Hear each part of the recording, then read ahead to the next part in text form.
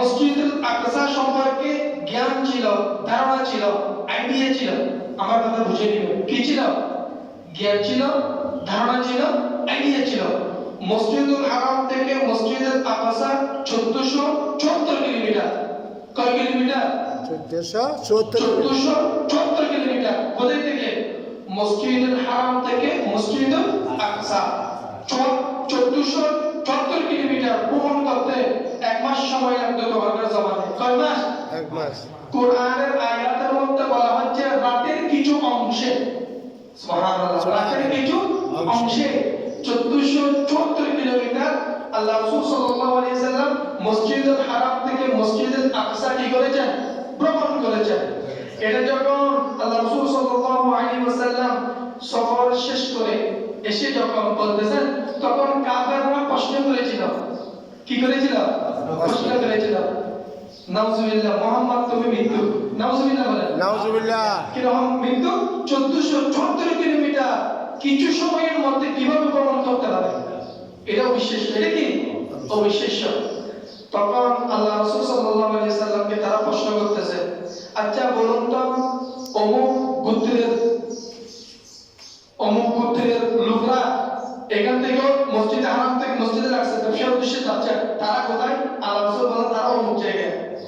অমুক কাউকে তুমি দেখছো? আমরা দেখছি। কোথায়? তারা অমুক জায়গায়। তাদের একটা উঠা নিয়ে গেছে, আবার তাদের একটা উটের আবে নিয়ে গেছে, এগুলো বলতেছে। তারা এখনো মক্কায় ফিরে আসে না। তারা এখনো কোথায় আসে না? মক্কা ফিরে আসে না। আরেকজন কুরাইশ প্রশ্ন করতেছে, ইয়া রাসূলুল্লাহ, আপনারা রাসূল নবী বলেন, বলুন তো মসজিদুল আকসার মধ্যে সিঁড়ি কয়টি? পিলার কয়টি? দেওয়াল কয়টি? দরজা কয়টি? এভাবে কি করতেছে? প্রশ্ন করতেছে। আমার রাসূল সাল্লাল্লাহু আলাইহি ওয়াসাল্লাম এই প্রশ্ন শোনার সঙ্গে সঙ্গে আমার আল্লাহ কাফেরদের উদ্দেশ্য সম্পর্কে জানে। আমার আল্লাহ কাফেরদের উদ্দেশ্য সম্পর্কে জানে। মসজিদুল আকসাকে আমার রাসূলের সামনে উপস্থিত করা হলো। মসজিদুল আকসা দেখে দেখে আমার রাসূল সাল্লাল্লাহু আলাইহি ওয়াসাল্লাম মসজিদুল আকসার মধ্যে কয়টা সিঁড়ি রয়েছে, কয়টি দেওয়াল রয়েছে, কয়টি জানালা রয়েছে, কয়টি দরজা রয়েছে, কতগুলো মানুষ সেখানে থাকতে পারে, সব আনসার একেবারে 100তে 100 দিতে লাগলেন। উচ্চ আওয়াজ দিয়ে বলুন সুবহানাল্লাহ। এই ব্যর্থতা কার? কাফেরদের। মসজিদুল আকসা সম্পর্কে যে সমস্ত কুরাইশদের জ্ঞান ছিল, আইডিয়া ছিল, তারা বলতেছে ঠিক তো, মসজিদুল আকসা পাহাড়ের উপরে। কিসের উপরে? পাহাড়ের উপরে। মসজিদুল আকসা এতটা দরজা, মসজিদুল আকসা এতটা কাতার। আচ্ছা আপনারা তো মসজিদের নির্মাণ করছেন, তাই না? এটা বানাইছেন না? যদি কষ্ট করে এখানে জানালা কয়টি আছে? জানালা কয়টি আছে বলতে পারবেন? না। জানালা কয়টি আছে? না আপনি আমি সবাই পারি না। সবাই পারবো না। কাতার কয়টি আছে? বলতে পারবো না। আপনি পারবেন? আমিও তো পারি না। আমি এখানে আজকে প্রায় 100 বছর না, আমিও তো পারি না। আল্লাহ রাসূলকে তারা বাঁচানোর জন্য, কিসের জন্য? লজ্জা দেওয়ার জন্য, আল্লাহ রাসূলের মিরাজকে মিথ্যা প্রমাণ করার জন্য তারা অগন্তুক এসব প্রশ্ন করে বসলেন। আল্লাহ রাসূল সঙ্গে সঙ্গে সব প্রশ্নের উত্তর দিতে থাকলেন। সুবহানাল্লাহ। এটাই হলো রাসূলের মুজিজা। এটাই কার মুজিজা? রাসূলের মুজিজা। সাল্লি আলা হাবিবিনা, সাল্লি আলা রাসূলিনা, সাল্লি আলা মুহাম্মাদিন, সাল্লি আলা রাসূলিনা, সাল্লি আলা হাবিবিনা, সাল্লি আলা মুহাম্মাদিন। প্রত্যেক আওয়াজ দিয়ে বলুন রাসূল কত? সাল্লি আলা রাসূলিনা, সাল্লি আলা হাবিবিনা, সাল্লি আলা মুহাম্মাদিন। আরেকটা শায়র এভাবে বলেছিলেন, মিরাজতে গেলেন নবী বোরাকেতে চড়ে, 5 ওয়াক্ত নামাজ আলেন উম্মতের তরে, নামাজ ছেড়ে দিলে বান্দা পাবি না তুই চার, নামাজ ছেড়ে দিলে বান্দা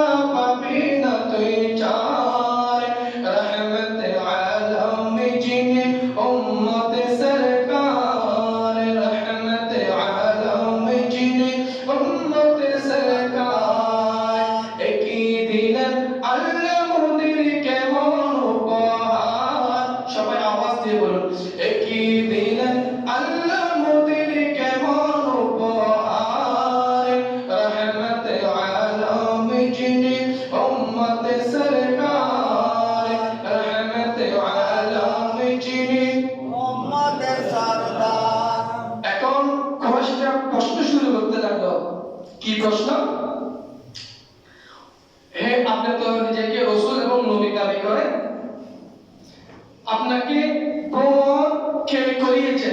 প্রথম প্রশ্ন, কে করিয়েছে? দ্বিতীয় নম্বরে বলা হচ্ছে ভ্রমণ কে করেছেন? কে করিয়েছেন ভ্রমণ? কে ভ্রমণ কে করেছেন? তৃতীয় নম্বর বলা হচ্ছে ভ্রমণ কোথা হতে করলেন? ভ্রমণ কতক্ষণ পর্যন্ত করলেন? ভ্রমণ কখন করেছেন? ভ্রমণ কি উদ্দেশ্যে করিয়েছেন? সাতটা উদ্দেশ্য এখানে। কয়টা উদ্দেশ্য? সাতটা উদ্দেশ্য। এসব প্রশ্ন কে করেছে? কুরাইশ করেছে। কে করেছে? কুরাইশ করেছে। সাতটা প্রশ্নের উত্তর পবিত্র কালামে ফুরকানের মধ্যে আল্লাহ দিচ্ছেন। কিভাবে দিচ্ছেন? ভ্রমণ কে করাইয়েছেন? প্রথম উত্তর, ভ্রমণ করাইয়েছেন আল্লাহ তাআলা। তিনি তার প্রিয় হাবিব বান্দাকে। কাকে? বান্দাকে। আচ্ছা, বিআবদিহি, আল্লাহ এখানে রাসূলের কথা বলেন নাই, এখানে কিসের কথা বলেন নাই? রাসূলের কথা বলেন নাই, বান্দা বলেছেন। বান্দা শব্দটি উচ্চারণ করে সমস্ত উম্মতি মুহাম্মাদীকে আল্লাহ রহমত করেছেন। কি করেছেন? রহমত করেছেন।